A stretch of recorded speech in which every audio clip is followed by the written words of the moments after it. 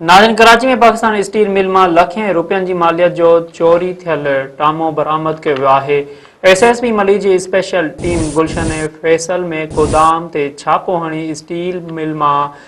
चोरी कयल 200 किलोग्राम खां वधीक टामो बरामद करे वरितो, जंहिं जी मालियत लखें रुपया ॿुधाई पई वञे। पुलिस इख़्तियारनि मुताबिक़ स्टील मिल जी सिक्योरिटी ऑफिसर मोहम्मद इम्तियाज़ अब्बासी जी फरियाद ते चोरीअ में मुलविस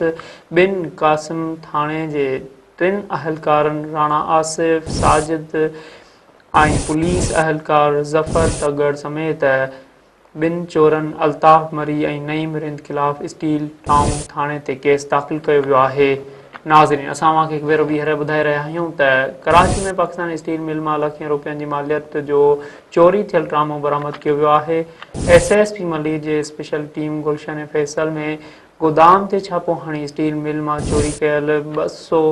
किलोग्राम खां वधीक टामो बरामद करे वरितो, जंहिं जी मालियत लखें रुपया ॿुधाई पई वञे। पुलिस इख़्तियारनि मुताबिक़ स्टील मिल जे सिक्योरिटी ऑफिसर मोहम्मद इम्तियाज़ अब्बासी जी फरियाद ते चोरीअ में मुलविस बिन क़ासिम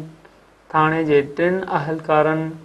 राणा आसिफ, साजिद ऐं पुलिस अहलकार ज़फ़र तगड़ समेत ॿिनि चोरनि अल्ताफ़ मरी ऐं नईम रिंद ख़िलाफ़ स्टील टाउन थाणे ते केस दाख़िल कयो वियो आहे।